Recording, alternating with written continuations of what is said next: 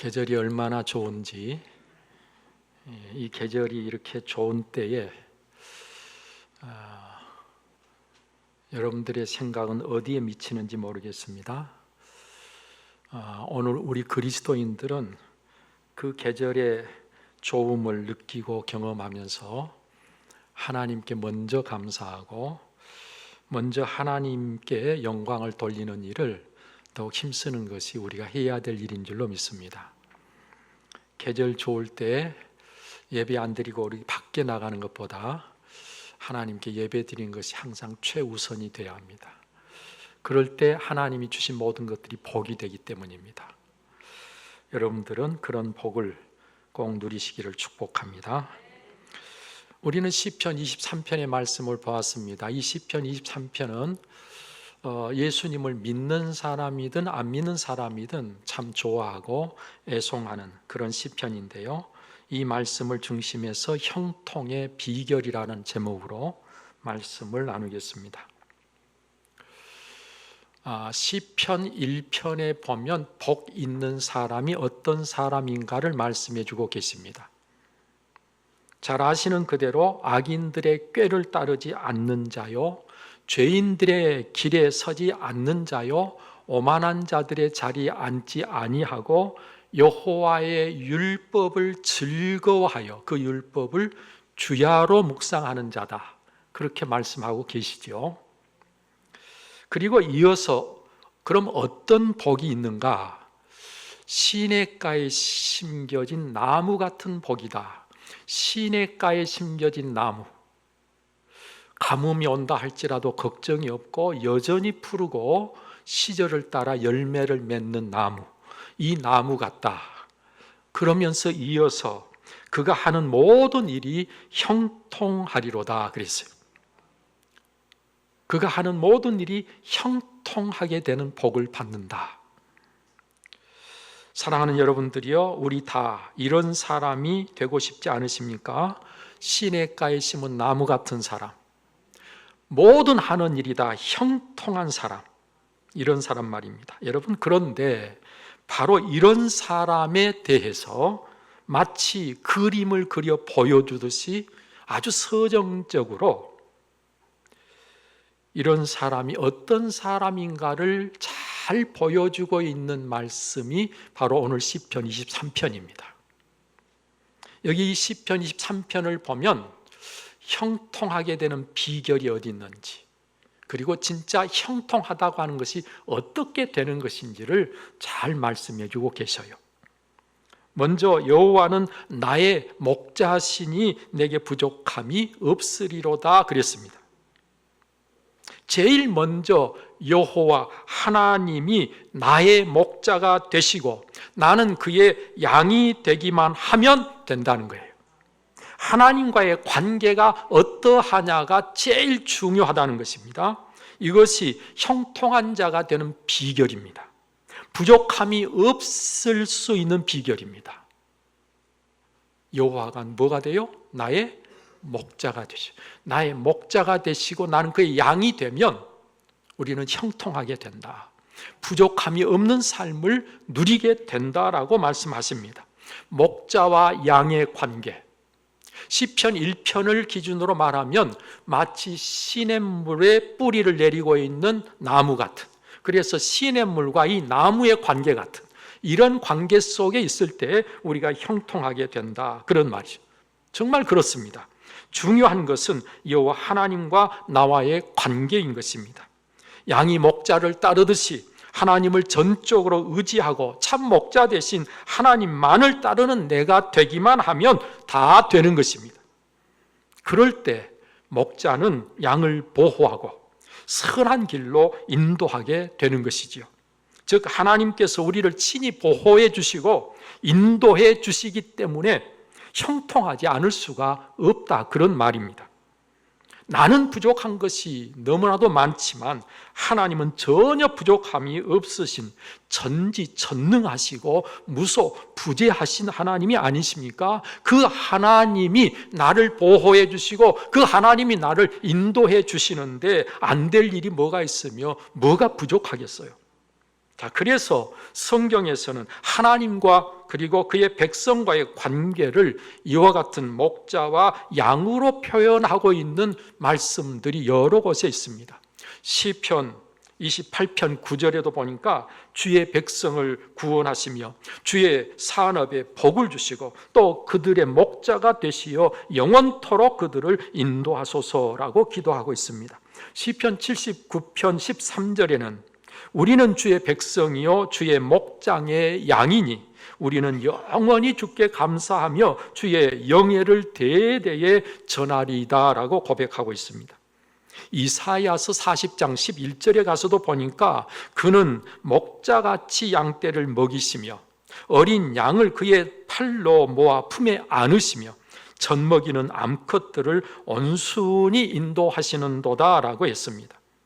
여기서 이사야 선지자가 말한 그는 누군가 하니 바로 장차 이 세상에 오셔서 우리를 구원해 주실 예수 그리스도에 대한 예언의 말씀입니다.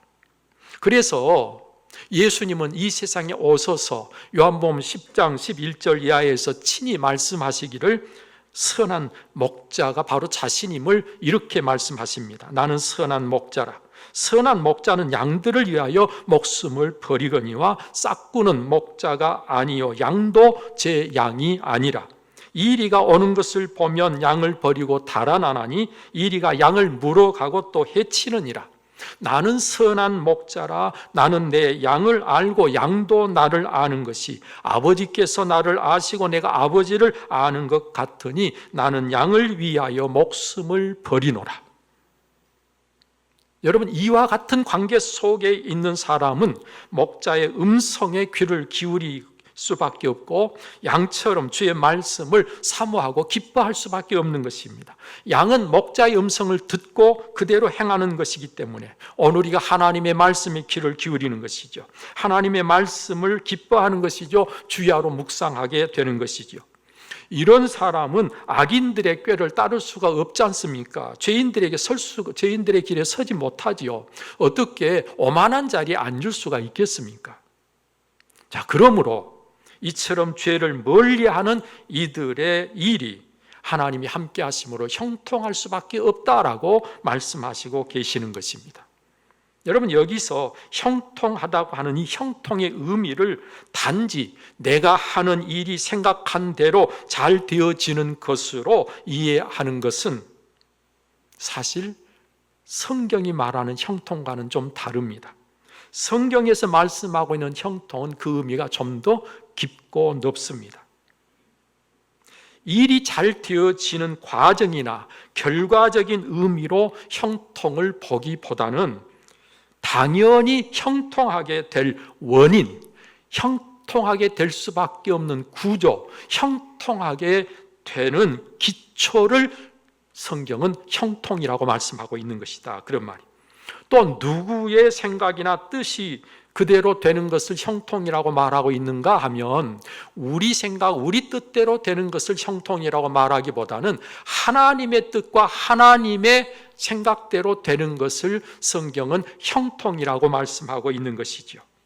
우리는 이와 같은 성경에서의 형통의 의미를 먼저 이해하고 형통해지기를 원해야 진실로 형통한 자가 될 수 있는 것입니다.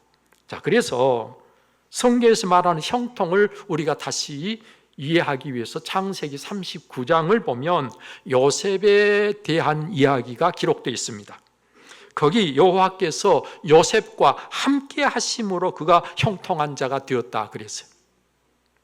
요셉의 주인이 된 애굽의 바로의 친위 대장 보디발이 볼 때 여호와께서 그와 함께 하심을 보며 또 여호와께서 그의 범사에 형통하게 하심을 보았더라라고 성경은 기록합니다. 또 요셉이 여주인의 모함으로 성추행범이 되어서 옥에 갇히게 되었을 때 그때에 거기 간수장이 요셉의 성실함을 보고 옥중 죄수를 다 요셉의 손에 맡겼다 그랬어요. 근데 이 요셉을 그 옥중에 있는 사람들을 다 맡긴 것을 놓고 여호와께서 요셉과 함께 하셨기 때문이다 그랬고 거기서 여호와께서 범사에 그를 형통하게 하셨다라고 성경은 다시 형통을 이야기합니다. 누가 함께 하셨기 때문에? 여호와 하나님이 함께 하셨기 때문에. 그런데 실제로는 요셉을 형통하라고 말할 수 없는 것을 우리가 생각해 볼까요? 요셉은 형들이 시기해서 상인에게 팔아가지고 상인에게 팔려가서 그는 남의 집에 종살이를 하게 됐습니다. 그런데 남의 집에 종살이하고 있는 요셉을 보고 어떻게 형통하다고 할 수 있겠어요? 그런데 성경은 형통하다고 말하고 있는 것입니다. 억울하게 누명을 쓰고 그것도 성추행범이 돼가지고 옥에 갇혀있는 요셉을 우리가 어떻게 형통하다고 할 수가 있겠어요? 그런데 성경은 형통하다고 말하고 있는 거예요. 우리가 생각할 때는 참 억울하고 참 그의 신세가 참 불쌍하게 되었다 싶은데, 형통하다고 말하는데 형통하다고 말하는 말 앞에는 반드시 뭐가 있는 거 아니? 여호와께서 함께 하심으로. 할렐루야.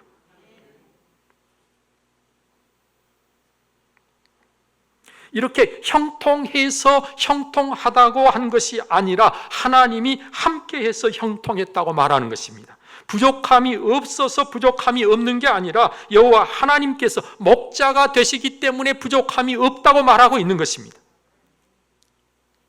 어떤 사람은 그래서 성공해서 만족스러운 것이 아니라 만족하기 때문에 성공했다라고 말하고 있어요.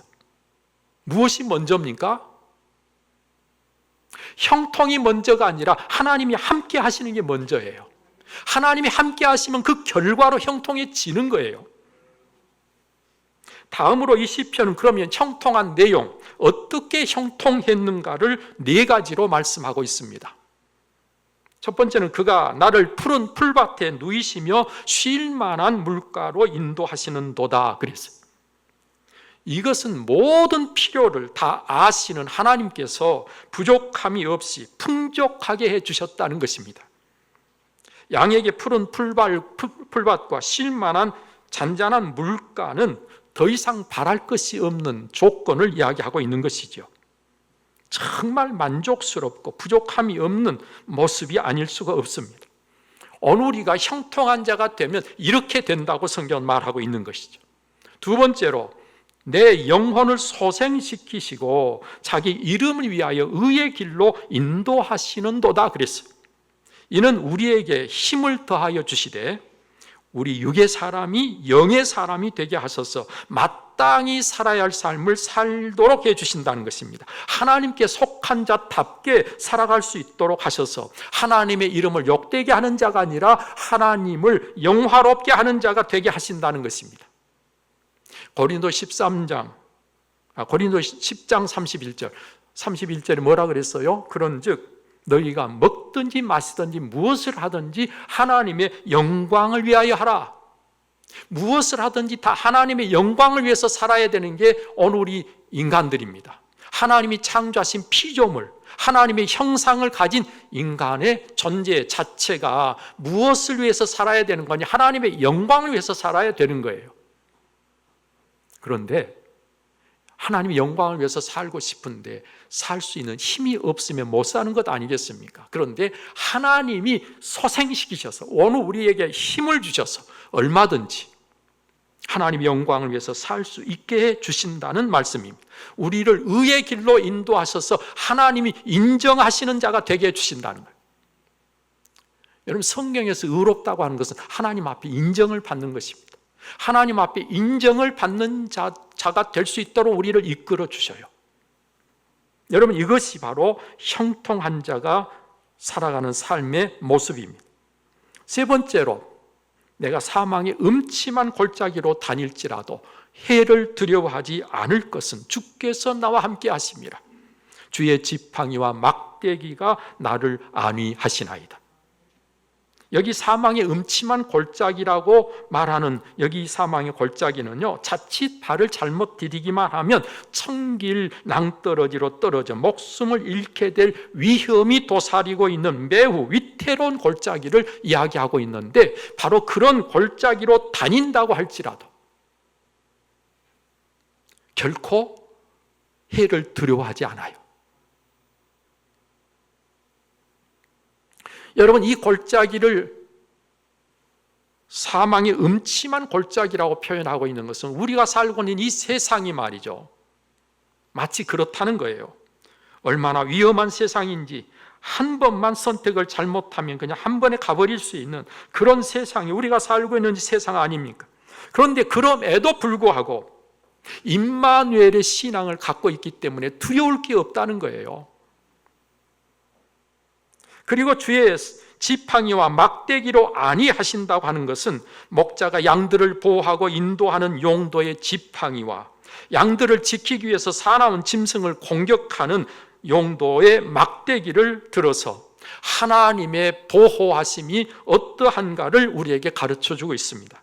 이는 이 세상 그 어떤 위험 속에서라도 하나님이 함께 하심으로 나를 지켜 안전하게 하시고 결코 해를 당하지 않도록 우리를 방치하지 않고 지켜주신다는 거예요. 따라서 그 어떤 상황에서든지 두려워할 필요가 없는 삶을 살 수 있다는 것입니다. 이게 바로 형통한 자의 삶이다 라고 말씀하고 있는 거예요. 왜요? 나는 그의 양이기 때문에. 네 번째로, 주께서 내 원수의 목전에서 내게 상을 차려주시고 기름을 내 머리에 부으셨으니 내 잔이 넘치나이다. 원수의 목전에서 상을 차려주신다라고 하는 이 표현은 전장에 나간 장수가 그 전쟁에서 승리하고 돌아왔을 때 모두가 함께 승리를 기뻐하면서 승전 축하 잔치를 벌릴 때 그 잔치 자리의 주인공이 되는 것을 이야기하는 것입니다. 우리가 아는 바와 같이 이 시편을 쓴 다윗은요, 수많은 대적들을 물리치고 승리한 것을 자기가 잘 싸워서 자기가 실력이 좋아서 승리했다고 생각하지 않습니다. 하나님이 하신 일이라고 고백합니다. 왜요? 사무엘하 7장 9절 말씀에 보면 네가 가는 모든 곳에서 내가 너와 함께 있어 네 모든 원수를 내 앞에서 멸하였은즉 땅에서 위대한 자들의 이름같이 내 이름을 위대하게 만들어 주리라라고 하나님은 나단 선지자를 통해서 다윗에게 말씀해 주셨습니다.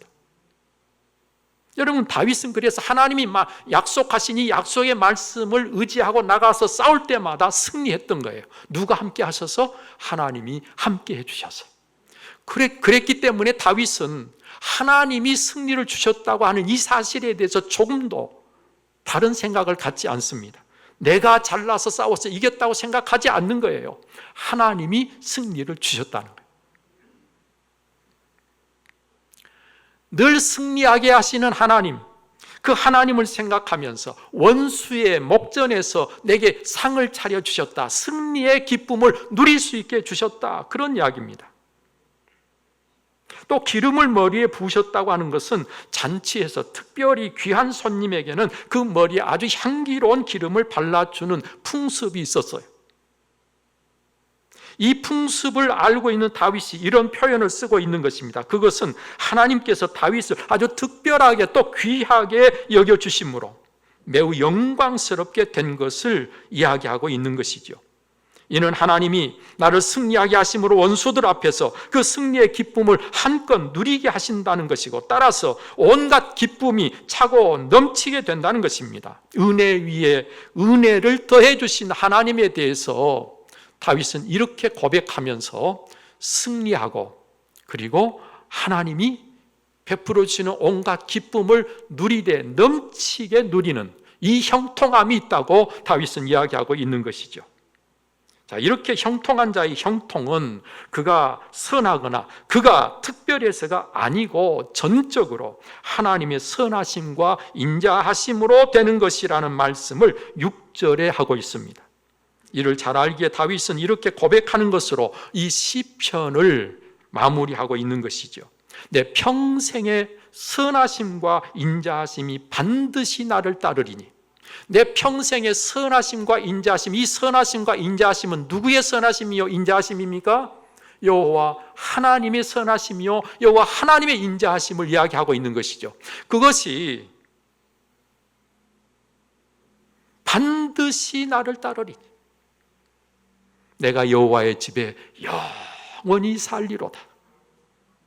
여기 선하심은 늘 좋은 것만을 주시며 늘 의의 길로만 인도하시는 하나님의 은총을 이야기하고 있고, 여기 인자하심은 택한 백성을 향한 하나님의 언약에 근거한 특별한 사랑을 이야기하고 있는 것입니다.